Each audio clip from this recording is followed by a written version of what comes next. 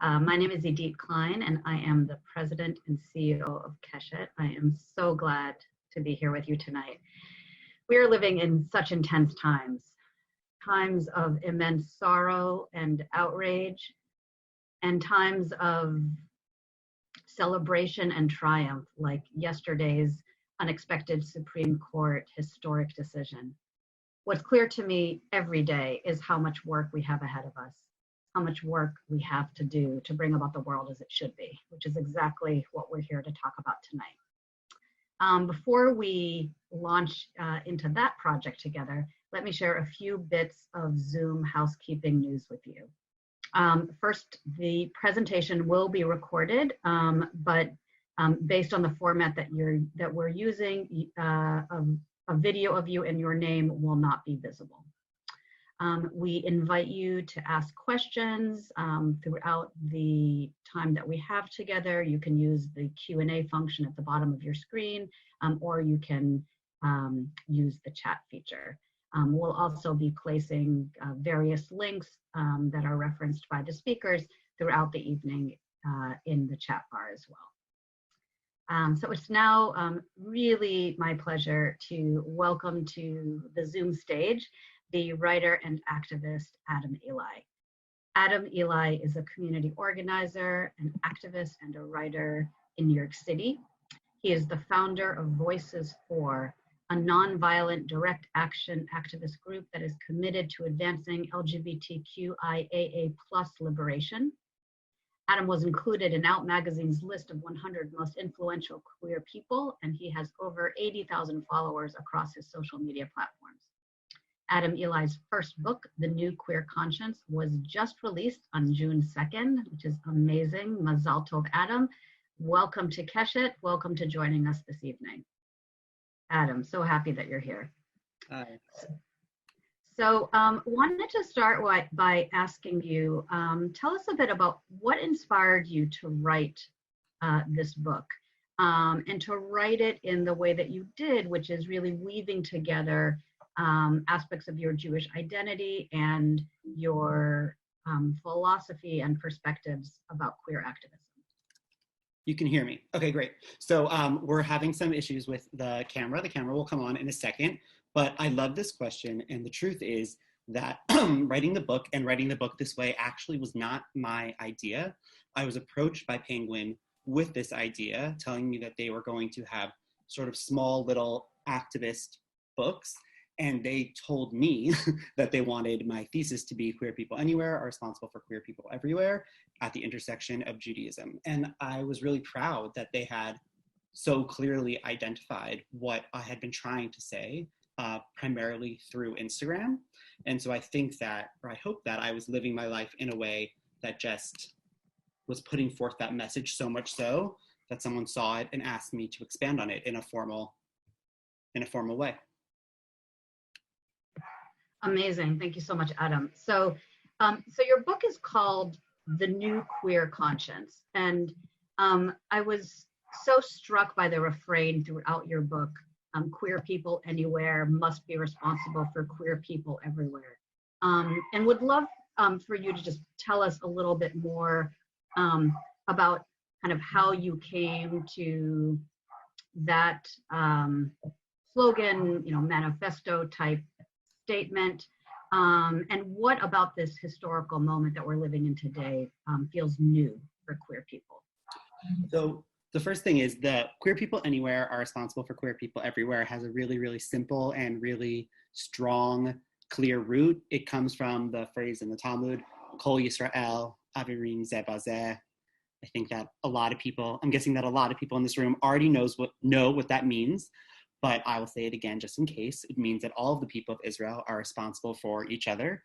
And so I just took that and made it gayer than it was already. And I tried to apply that principle to the queer community. And that was sort of my dream from the get-go. And I think that it applies directly to this unique moment because I've been talking a lot about how queer people and Jewish people have an obligation to show up for the Black Lives Matter movement. And one of the many reasons for that is that there are Black Jews and there are queer Jews, and queer Black people and transgender Black people have a disproportionate amount of police violence and police brutality directed at them, thus making this a queer issue. So that's one. And then the other reason is that queer people, that Jewish people are a group of people that are traditionally, that queer people are a group of people that are traditionally oppressed, and therefore we have an obligation to show up for other oppressed people, because we know that, one, we know how it feels, and two, we know that we could be next. Unfortunately, hatred does not discriminate, and hatred has a very, very, very low standard for its targets. Adam, I'm sorry, I think we lost a little bit of your last sentence. Can you repeat your last sentence? Sure, that hatred has very low standards, and hatred will glom onto anything that is different, anything that is ripe, anything that is right there. And as Jews, we know that when the pandemic first hit, there were all these articles talking about how Jewish people have traditionally acted as scapegoats during pandemics and during other global crises. So we know what it's like to be marginalized, and therefore have an obligation to show up for other marginalized people. Absolutely. I think that's such a critical message.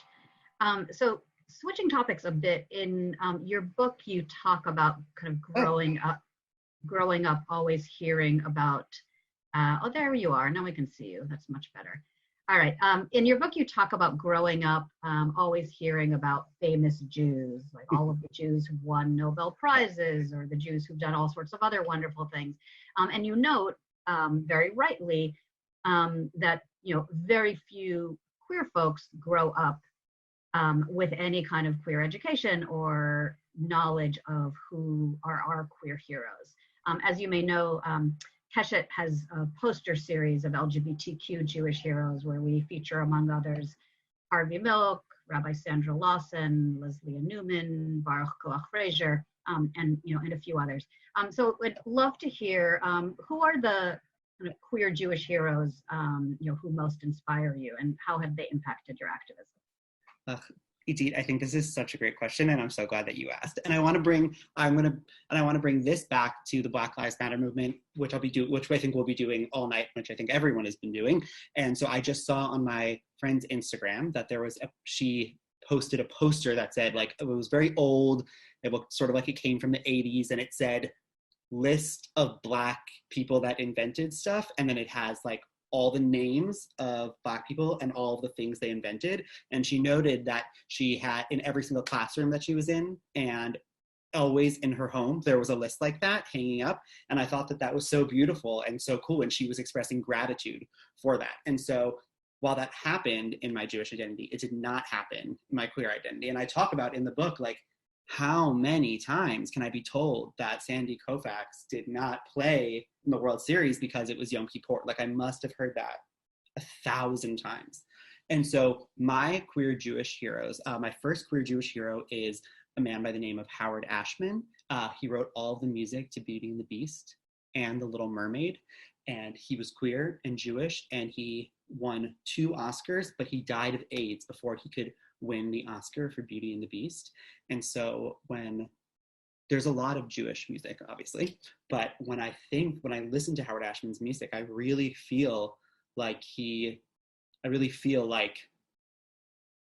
it's like the music of my people. Like, I feel like he's speaking to me. He's a queer Jew who grew up in New York and loved Disney and didn't really like LA. Like, it's just, and he really should be here. He should be my parents' age. So he's one of my queer Jewish heroes. Another one of my queer Jewish heroes is Troye Sivan, who I'm very, very, very grateful wrote a quote for the back of my book. He is just the kindest and coolest guy I've ever met. I had the privilege of going to one of his concerts, and I realized that the space was, one, a space to appreciate music, but also a space where young queer people, meaning under 18, could gather and connect with each other around something that was totally non-sexual and had nothing to do with alcohol or debauchery. Was like, could not have been more like pure and kind, and it just created this extraordinary place. So I think that those are two of my queer Jewish heroes. Who are yours? Wait, I'm asking questions. I'll answer in a second. But answer the second part of my question. If you'd like to. So how have those two queer Jewish heroes impacted your activism? And then I'll answer your question. How have those two queer Jewish heroes impacted my activism? I guess a third queer Jewish hero that I want to talk about that I didn't mention is Debbie Friedman. Although she wasn't out in her lifetime, I think that what Debbie did so beautifully is she took the very, very, very unique skill she had, which was using music to bring people together, and used it in a way that made the world a better place, and used it in a way that brought people together towards Judaism. There's no doubt in my mind that if Debbie Friedman had wanted to be a pop star songwriter, she could be, writing songs for Britney Spears, et cetera, and make a ton of money. But she took her innate talents, which she was best at, connecting people and writing music, and put that towards Judaism, and therefore gave a musical backdrop to me and so many other people. Beautiful. I'm sure it would mean a lot to her to know that you were sharing that. So I have a lot of queer Jewish heroes. I'll share one. One queer Jewish hero of mine was a woman named Felicia Schrager, who lived in Germany and was an adult hiding in Berlin in the late 1930s and early 1940s. She fell in love with a German non-Jewish woman who was married to a Nazi, hid her identity from her for a long time, eventually shared her identity that she was a Jew. And all the time she was involved in the Jewish underground in Berlin, the dwindling numbers of folks who remained alive in the Jewish underground. And she was bold and daring and passionate, and kind of both risked everything, both for love and for her people, to try to save her people, and very tragically ended up being caught and deported to a camp and murdered. But she's a hero of mine for how she really lived just absolutely fully in both heart and mind, love and politics. Wow. Okay, she's now my hero also. Thank you so much. I'll send you. There have been some. Ezra Klein tells everyone my queer Jewish hero is Tony Kushner. He is also a hero of mine. I said I was only going to talk about one though. So Felicia Schrager, her name is spelled Felicesh, I think, not Schrager. And there was a feature film that's quite good that was made about her, named Amy and Jaguar.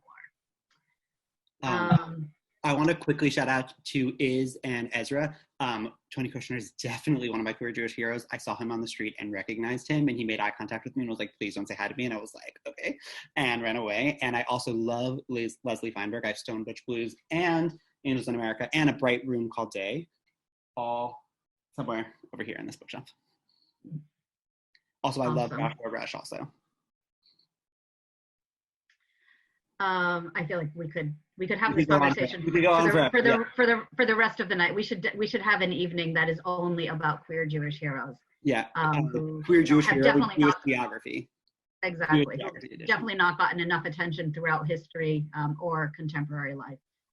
I'll say just one more. I shared that we have a poster dedicated to Harvey Milk, and he's a queer Jewish hero of mine for all of the obvious reasons about the incredible contributions that he made to American society and to the LGBTQ rights movement.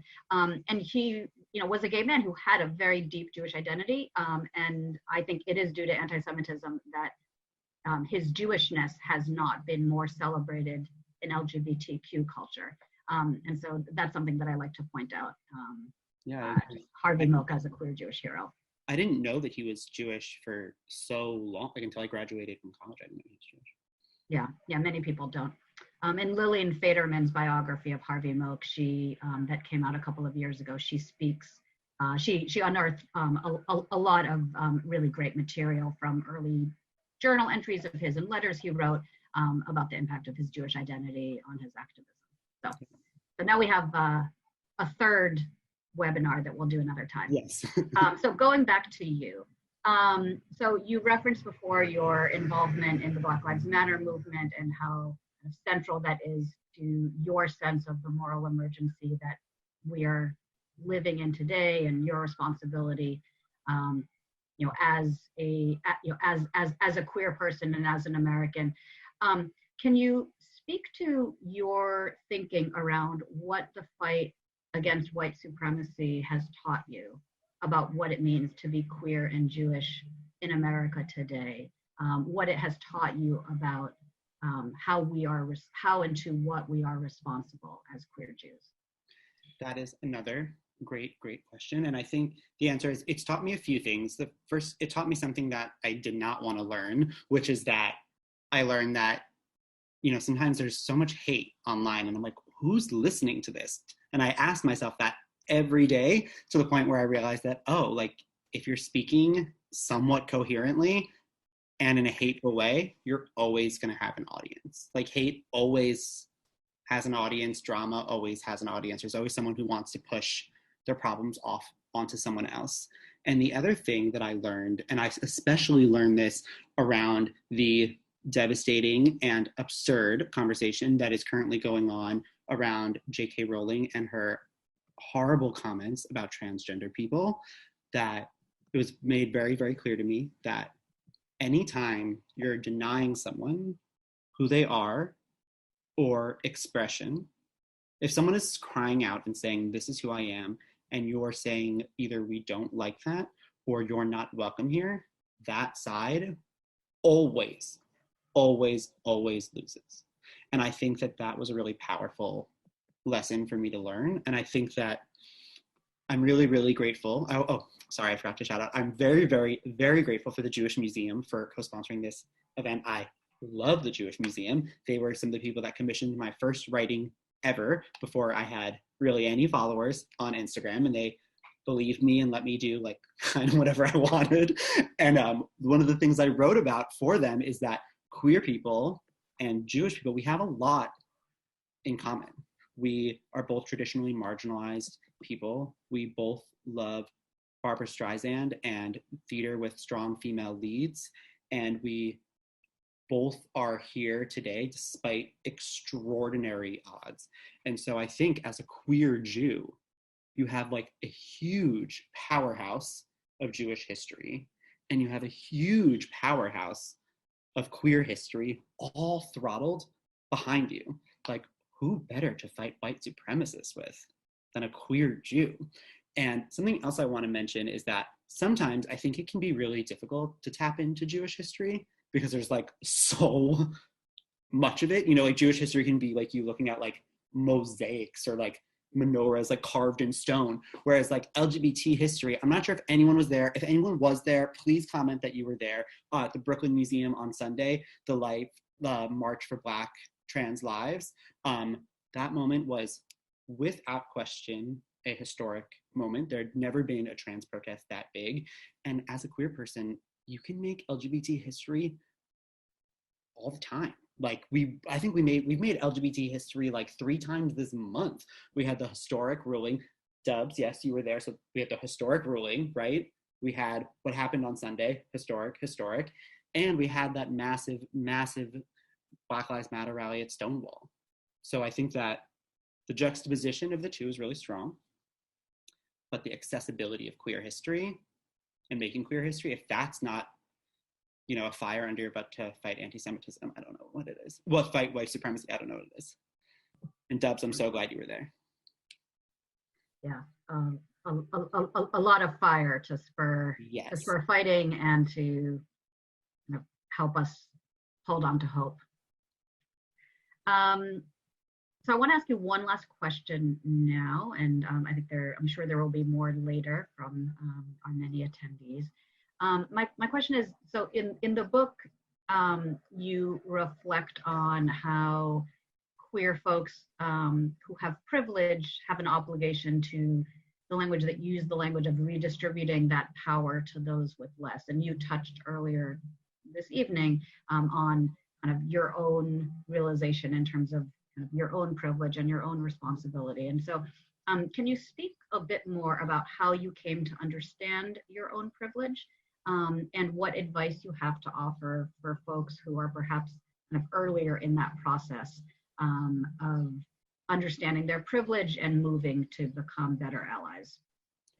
Definitely. And so I think that I write about in the book how learning that you have privilege is really unfun, and it happens to everyone, or I hope it does not happen to everyone, just like that's clear, look at what's going on in the world. But it's a very personal moment, and it's kind of difficult. And there's a person named Janaya Khan, and they say, privilege isn't what you've had to go through, because everyone has had struggles. It's what you haven't had to go through. And so in the book, I talk about how I accompanied my little cousin Madison to go and get her, or to sign up and get like the physical for her to be able to get her first hormones. And looking at her, I realized that, like, you know, we're both queer, right? We're both Jewish.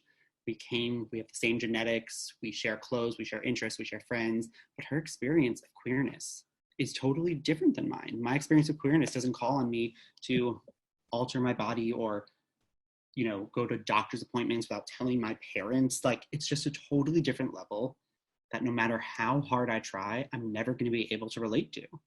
And at first, you know that you're recognizing your own privilege when you feel, 1, guilty, and 2, denial, both of which are ultimately waste of times. And I just have to own that and apologize and say, wow, like, I'm so sorry. Like, what can I do? And she was like, you can shut up for the rest of this appointment and give me the support that I need. And that's what we did. It's often so much more complicated, but sometimes it's as simple as that. Yes. It's easier when it's with family, because it's like, oh, that's it. Right. Well, thank you so much for sharing those thoughts. You know, in reading your book earlier this week, one of the things that really resonated for me was your realization of how under-resourced still the LGBTQ community is for folks who are just starting to come out.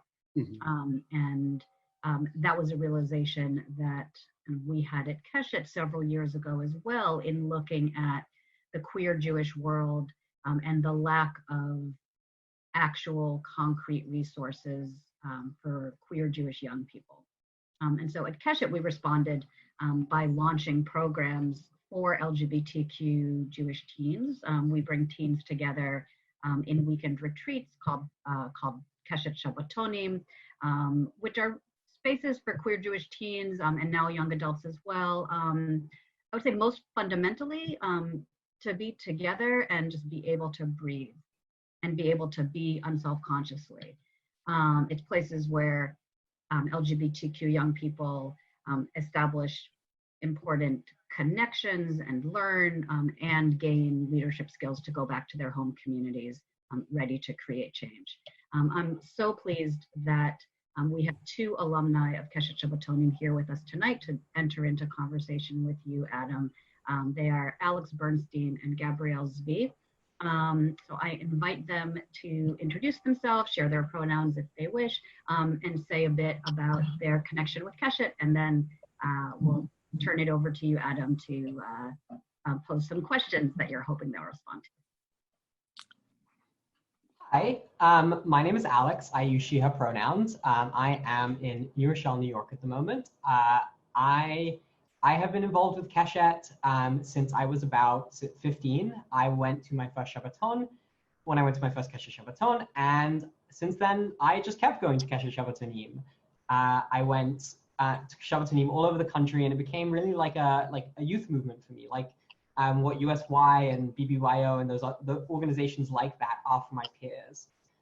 And it became a home, and it became a place where I could forge my own Jewish identity, my queer identity, and think about how those overlapped and intersected in ways that I really couldn't in my communities at home.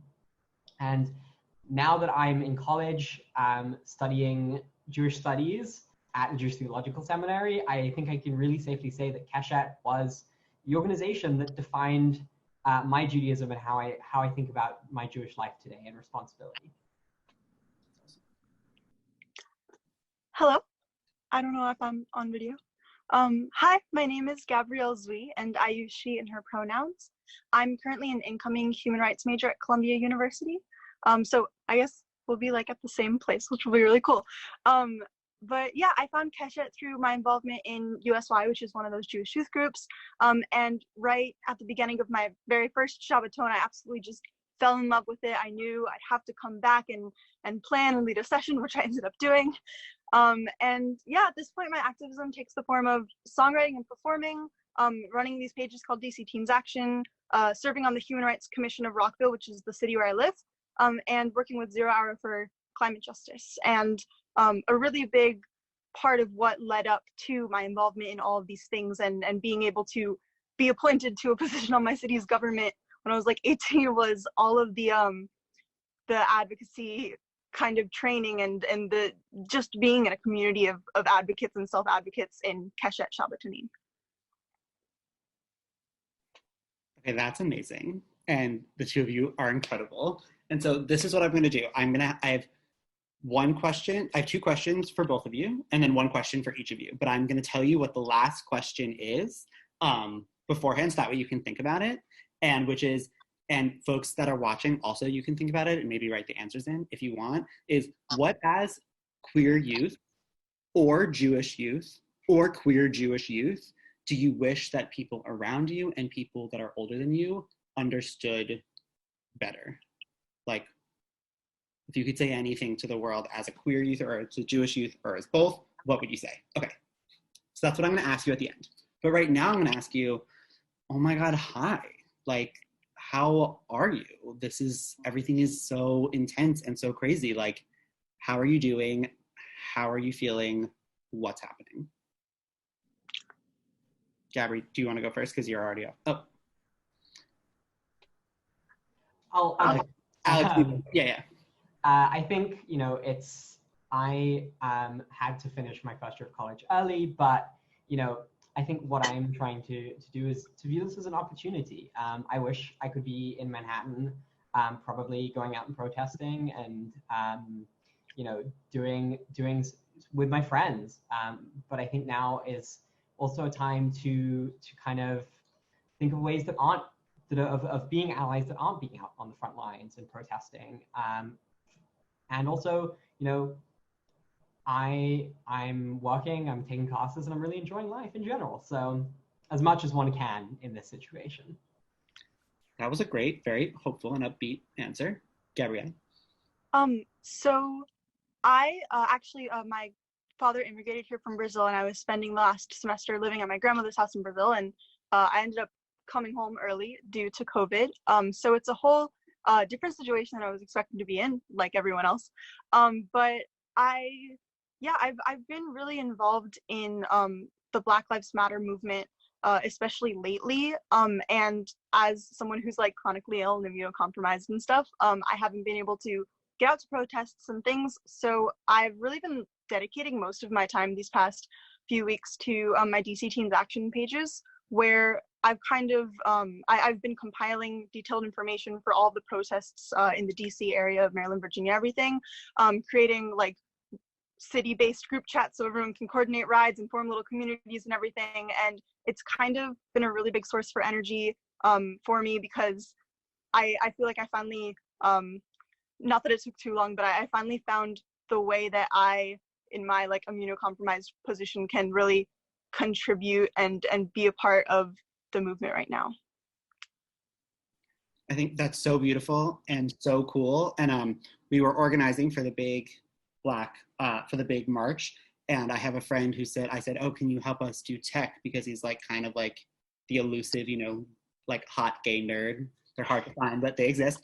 And I said, like, can you come and help us do the tech and the sound? And he said, no, I have COVID, but from home I can like hack into the police scanners to like tell you what's going on. Would that be helpful? And I was like, yes, that would be really, really helpful. And so the folks that are at home and communicating from everyone directing us at home, like they're total lifesavers. So I think that's great to hear. Again, because I'm with you, I'm going to ask you your first question, which is that I understand that you are also a singer and a songwriter in addition to an activist. And so can I ask how that impacts or doesn't your queer or Jewish activism? How it impacts my queer or Jewish? Yeah, definitely. So yeah, I'm a singer-songwriter. I mean, like, I write what I am and what I feel, and what I am is I'm queer, I'm Jewish, I'm involved in activism spaces. So my songs really reflect that. I perform at a lot of protests and nonprofit events and stuff. But really it's just been a way for me to help spread and relate my message, my messages especially to like younger communities, just because like with, I don't know, like any activism type issues, there can be a lot of like key terms and a lot of things happening that are like really hard to understand and break down. And when you kind of take out, you take the emotion part of it, you take what you're feeling from these experiences and you put it into a song, which is a very universal form of communication. Like, I feel like it's really great to introduce things that way and then start the conversation, because it kind of pulls people in like an inviting way. So yeah, I just and I've like had the opportunity to perform some of my songs at Keshet Shabbatonim for all of my friends there, and especially in the Jewish community, my biggest connection to Judaism in USY was leading songs and just doing prayer and everything through music specifically. And so a lot of that, singing about Tikkun Olam, singing about our community, kind of has influenced back into my music. Absolutely. And also, I'm so grateful that you're doing that, because I really think that our generation, millennials and Gen Z, I feel like our generation does not take advantage or use music at protests the way it should be. Like, I feel like we need more music at protests. So I'm really grateful that you're doing that. Okay, Alex, now it is over to you. My question is, from what I understand, and I want to get the wording right, is you co-chaired the first ever Women and Girls Keshet Shabbaton. Am I correct in hearing that? Yes. Okay, can you tell me a little bit about what that experience was like? Because I imagine it was extraordinary. Yeah, so I was my last Shabbaton as a participant, and I was asked to co-chair it, which was a really great honor. This was the first ever time we'd run a Shabbaton that was just targeted to LGBTQ women and girls, Jewish as well. And I think that was a really interesting opportunity to say, right, how can we think not just about being queer and Jewish, but also about being queer and Jewish women? And obviously women is defined a little bit more expansively than just people who identify exclusively as women. But I think it was a really extraordinary opportunity for people to talk about, things differently than normal Shabbatonim, and also just for the people who didn't go to Shabbatonim, and we did have new people. It was a really amazing space. One of my favorite programs that I ran at that event it was Saturday afternoon, everyone's pretty tired, and so we just had a story time. Noam Sienna wrote this extraordinary book called A Rainbow Thread, which is a collection of primary sources about Jewish queer people from history. And we just read from that book, and just the act of having a past, right? Like thinking about what does it mean not just to be a queer Jew in 2020 or 2019 when this took place, but what does it mean to be a queer Jew 2,000 years ago? And what does it mean to I think this is kind of what we were talking about earlier with the queer Jewish heroes. It is so powerful to have a past to draw from. And I think that is something I often, I'm working at the moment with the Jewish Women's Archive, which is an organization dedicated to doing that for all Jewish women. But part of my mission as an intern there is to think about how can I connect myself and my people to their past and their queer Jewish female and many more identities, and give them past in that way. I think that's what's so powerful about identity and labels, and having that past to draw from, is you can say, well, I'm not the first. I actually have someone who came before me, and that's pretty cool. That was so beautifully said and so perfect and lovely. Also, I have to give, on that note, I have to give my mother a shout out. She's here. Hi, Mom. Also, my grandmother, who I keep with me during my book tour, because just exactly like you said, I was raised in a house where I was taught that women are smarter and that, if women ran the world, there'd be no war. And so my book is dedicated to the women of the world, queer and not, Jewish and not. So I love that. Also, I think the Jewish Women's Archive is so cool. I loved their episode on their podcast with Abby Stein. And so my question now, I guess we'll ask you is, what as a queer youth or a Jewish youth or a queer Jewish youth do you want to say to the world? What is missing in the conversation?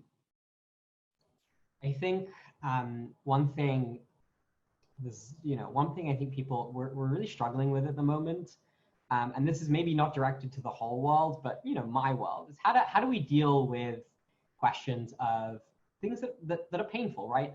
I love Harry Potter. I grew up reading Harry Potter, and for J.K. Rowling to turn around and say some really hateful stuff, that's painful. But as my friend, he would say this all the time, and he said this again after J.K. Rowling has been pulled out for many things in the past, anti-Semitism being one of them. Yeah. And one of the things my friend Bennett always says, Bennett is also a Keshet alumni, and one of the things he says is, we as Jews know what it's like to have a painful text. We know what it's like to relate to that. And we have used midrash, Jewish exegesis and interpretation to understand that and to get through that. And so, right, and this is not just about text, it's about people, it's about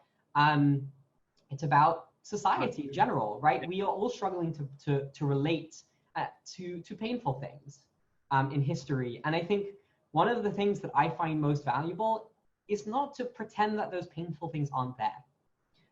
Not to say, well, I'm just going to enjoy Harry Potter and I don't care about the fact that J.K. Rowling is a transphobe. That's not useful. What I think we need to do as a society, and this goes for so much more than just books and Torah and Midrash, is just to say, we can have relationships with things that involve critique. Honest critique and loving critique, but a critique nonetheless. And I think that this goes for a lot of things. American history, I think it's entirely possible to say I, really love the communities I live in, and they have a painful history of racial exclusion. And I'm talking specifically about the Jewish community here. That is, I think, what is at the core of so much of how I like to try to go through the world, is remembering that the loving critique, right? It's not, the Jewish texts have this notion of tochacha, which is exactly this. God gives the people critique, and painful, it's harsh, and it often comes with divine punishment, but it comes from a place of love and a desire for us to do better. And that rabbis also extend that to interpersonal relationships. It's not just a thing God does. I love that. That's so beautiful. Ariella, it's over to you. I think something that is important to be understood is that there's so much we can achieve through education on these topics. There's so much we can achieve through legislation surrounding these topics, but those both have really great measurable impacts. But what is really critical, especially at a young age, is the community around these topics. And for in college, there are a lot of, in many colleges, queer spaces, and that's great. But at that point, you're already at least legally an adult, and being queer isn't just a sexual experience. It's being genderqueer, being sexually, being romantically queer in any way. It is an identity experience, and that's something that in your formative years you need that support system. You need that community, to thrive as an individual. And that's why it's so important to donate to Keshet and all these other organizations so they can host these Shabbatonim, because it's kind of what this call is. A lot of these things that Keshet does, that these other youth groups do, they don't have those measurable, we got this many people are able to get married now, or this many people have protection. But it's this greater immeasurable impact that is really lifelong, because it begins in those formative years. So yeah, just how important Keshet is, and other organizations like that, is what I think people should understand. That was so beautifully said. Also, please don't be mad at me, but I thought I had a special link made up so that people here can get 30% off the book. but I wasn't sure if it was working, but now I know that it is. So if you want 30% off the book, I'm putting the link here. Okay, so I'm not sure what's next, but we're gonna go to questions and answers, I think, right? I think we will go to question and answers very soon. I want to, there's video. Oh, okay. I want to thank Alex and Gabrielle. That was amazing. And I just loved so much of what you each shared. And I'm glad this is being recorded so that I can look back on your words. So you can purchase a copy of Adam's book, and he has generously provided the 30% off coupon, which is awesome. In addition, if you make a donation this evening of $180 or more to Keshet, Adam has generously pledged to give a book for free to anyone who does so.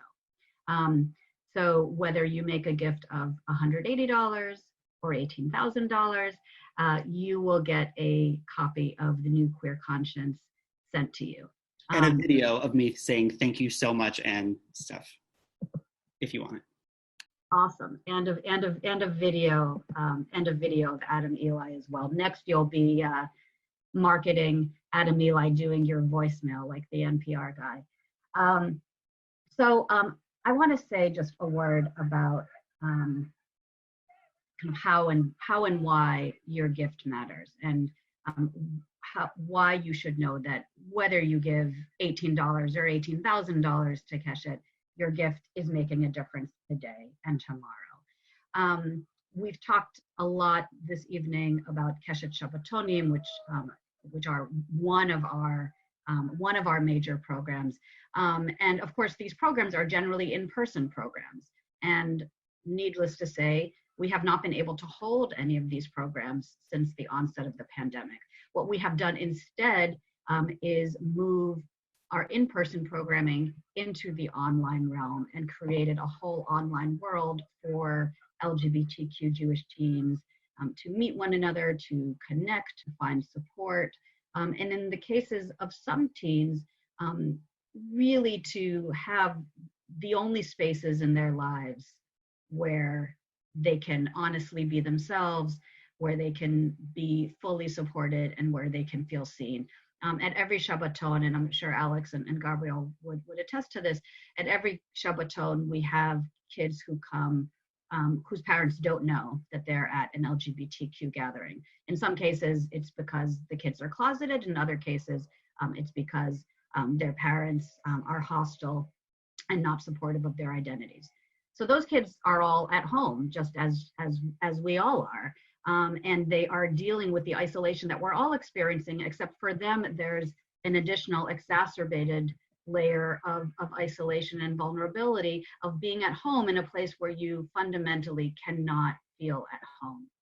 And so for them, it's these online spaces with other queer Jewish teens, which is where they can find a sense of home. So your gift tonight makes it possible for us to provide these online spaces now, and God willing, in the future will allow us to return to bringing people together in person. Additionally, beyond our work with teens, Keshet throughout these last few months has continued to work with Jewish community leaders of synagogues and Jewish day schools and youth movements and other Jewish institutions all around the country, working with them to help them create Jewish communities where all of us feel like we truly belong. And during this time in which a lot of Jewish community leaders are saying to us and are saying to organizations that do training on other equity, inclusion, and justice issues such as race or ability, they're saying, you know what, we can't deal with these issues now. We have to deal with what's core. We're just trying to stay afloat. So to those leaders, we're gently but forcefully, as is our way, asking the question, what does it mean to say that you're focusing on what's most core? if you're leaving out LGBTQ equality, if you're leaving out racial justice, if you're leaving out these issues that are so core to who people are, and are aspects of self that need to be seen in order for people to feel seen and to feel like they have a sense of belonging in a Jewish community. So those are conversations that we are keeping alive. Those are processes that we're making sure stay in motion, so that together we can keep moving step by step towards that world as it should be. So thank you again to all of you for being here tonight. Thank you for your support. Remember that a gift of 180 or more will get you Adam's book as well. I'm so grateful to you for being here, and thankfully we still have time for questions for our panelists. So I will start by sharing some questions that are in the queue in the chat, but you can also feel free to add your questions as they come out. And so that no one misses it, the donate link is shared in the chat. But in case you miss it, it is keshetonline.org/donate. All right, so the first question I will honor Adam Eli's mother and ask Diane Werner's question, which is, some people say social media activism is just the easy way out, like it's just a lot of likes and shares. What do you think of this? What is the real impact? Well, thank you for that wonderful question, Ima. And I think that when people say that, it is a total joke. I think that people used to say that a lot, but I'm hoping that after the past couple of weeks, people will really have no choice but to stop saying that, because what's happening now, and I can only speak to the BLM protests that are happening in New York, is first of all, none of these protests would be happening if we didn't have people recording the videos and then putting them online. And also now all protests are coordinated online. And so sometimes people just repost, but I always say if that repost gets one physical body to a protest, it was totally and completely worth it.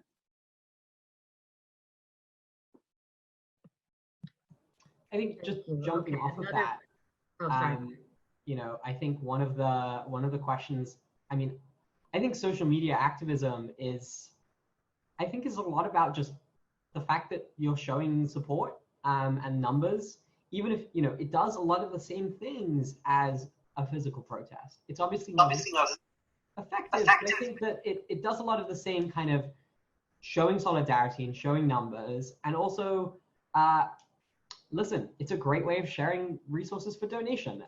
So I think, you know, if you want to step up your social media activism to the next level, maybe consider, you know, just giving people, one, places to go to protest, and two, links where they can, ways of getting involved, links to donate to financially. I think that's also a big change I see in the last few months. Gabrielle, did you want to add? Oh, I was just going to say, it's not about what platform you're using. It's about how you use it and what you use it for. So yeah, social media can be really wonderful. And I think for someone to say that online activism as a whole isn't real activism is kind of ableist towards people who, you know, don't, many protests just literally aren't physically accessible to people, or there are health risks or things like that. So for some people, online activism is the only safe form of activism. So it's good when you use it right. Okay, another question that I think can be answered by anyone.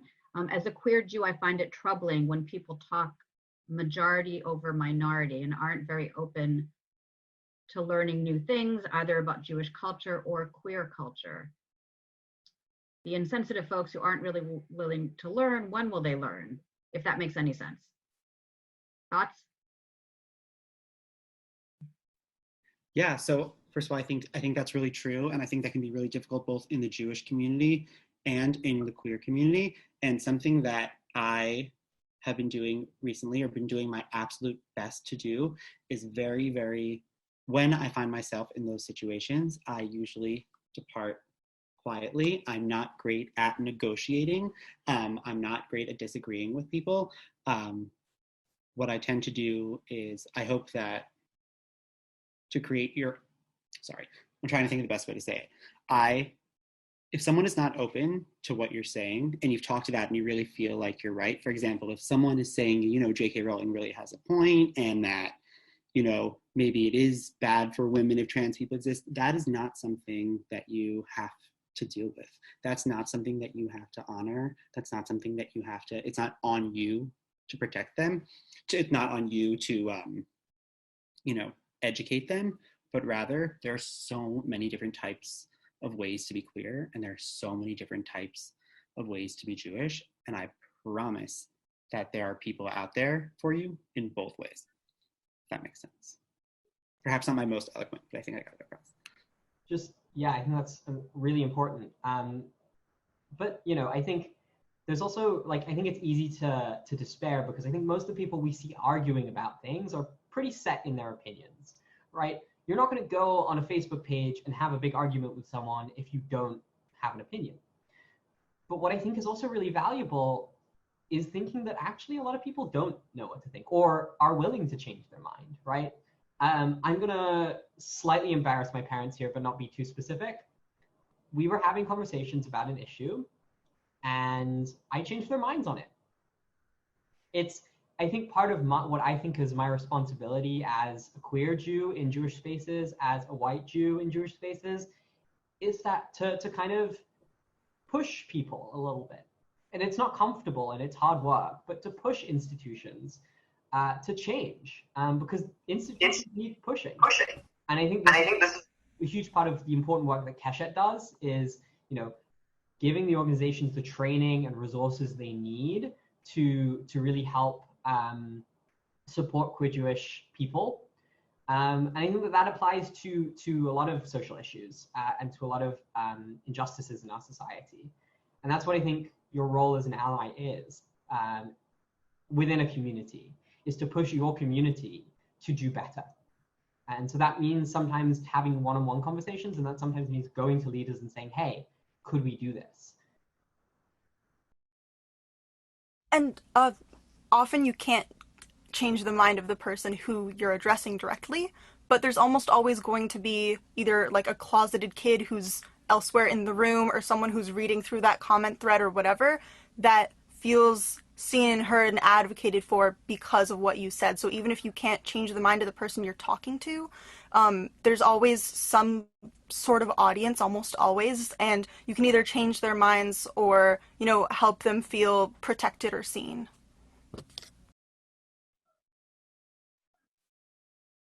So I'm going to combine a couple of questions since we're running low on time. There's a question around what are other ways that we can best support Jewish queer youth, and what advice do you have to offer about how we can get involved in organizing? My advice is always to ask the youth and Jewish queer youth how we can do better. So that's definitely my answer, is to let them answer for sure. I think also, right, expertise is a huge thing, and there's a lot of ways you can support queer Jewish youth that I can't get into in this call, but I think there are so many people and organizations like Keshet. Keshet is one of a few that really provide resources and training that to help think about what does it mean to be an organization that is welcoming of queer Jews, and also a lot of organizations that are out there doing the same for racial justice, disability inclusion, and much, much more. I actually, just a few minutes ago, received an email from someone who's watching this live stream, and it says, words. I would love to set up a Zoom meeting. I think I could learn from you about how to meet the needs of our synagogue's community and our youth. So what that person did, emailing a queer Jewish youth that they just saw online, do exactly that. Or, ask the people who already are in your life. But really, in addition to that, I think where the youth are spending most of the time or stuck most of the time, or whatever, whether it's their school or their synagogue, just trying to make that place a sanctuary for them, because, you know, Keshet is something that is wonderful, but for most people it's only 1 or 2 weekends a year when we're not in COVID situations. And so just the home environments, school, rabbi, not rabbi, synagogue, everything, kind of prioritizing those right now and seeing how can we make the home environment as home as it can be. Absolutely, and you know, and that's why, you know, the work that we do, you know, in Jewish community institutions with community leaders around the country is so key, because, you know, we say all the time, we want to get to the point that queer Jewish teens don't only feel seen when they retreat from the Jewish community. We want them to feel seen when they remain within their home Jewish communities. And so thank you for lifting that up, Gabrielle. So in our remaining minute and a half, I'm gonna move us in another direction and ask a really important question, which is a question from Josh Stone. What is your favorite self-care activity when things get overwhelming? Which is a very timely question for these days. And I'll ask, why don't we go Alex, Gabrielle, and then close with Adam. I think for me, self-care can look like a lot of things. It isn't, I think, you know, it's part of it is just going out and recognizing that sometimes you need to step back. Sometimes you need to breathe and take a break and not engage. So for me, I think a big self-care thing is Shabbat. Turning off my phone for 25 hours, not engaging with the world. And of course, that is stressful for some people, and not everyone's self-care looks alike. And not everyone's Shabbat practice looks alike. But I think it's beautiful for me that we have something built into our tradition that's meant to take us away from the world, to put it in Abraham Joshua Heschel's terms, from the world of space and things and materialism to the world to come, paradise, the great future of things that in our future. This might be obvious at this point, but my biggest thing that I turn to for self-care is music, listening to music, creating music, playing music. And something that I have to remind myself a lot is that not all of my art is for public consumption. And that applies to any sort of artist, writer, anything. You know, like, I do enjoy sharing my work with the world, but as a self-care thing, sometimes I just need to get out my feelings through song, and it needs to be just for me, and not for an audience. And so that's how I practice self-care. I'm not great at self-care. I'm not great at like work-play boundaries. And so I just want to be really honest about that I've yet to figure that out, and I definitely suffer its consequences. But I go home to my parents' house a lot, and someone said that self-care is something that you have to do, like, it can be just like shutting off and watching TV, but also sometimes self-care has to be with other people, which is like such a tough pill to swallow. So I do that with my family. And also I delete Instagram off my phone like 3 or 4 times a day. And I know that sounds crazy, but that is my reality. I'll be like, okay, I need to like get off of this for like an hour and a half. I just take it off my phone. And I never admit that. So let's keep that here. Okay, there will not be a press release sharing that. That will just remain within this Zoom room. I want to thank Adam Eli, Gabrielle Zwi, and Alex Bernstein so much for sharing your stories, sharing your thoughts, you know, sharing from your hearts with us tonight. I learned a lot listening to you, and I'm sure that the many people who were with us tonight did as well. Thank you to everyone who joined us tonight. Thank you for listening. Thank you for your activism. Thank you for your leadership. Thank you for your support of Keshet. And thank you for walking with us as we walk to that better world that we are headed towards. Stay safe, take good care, and have a good night.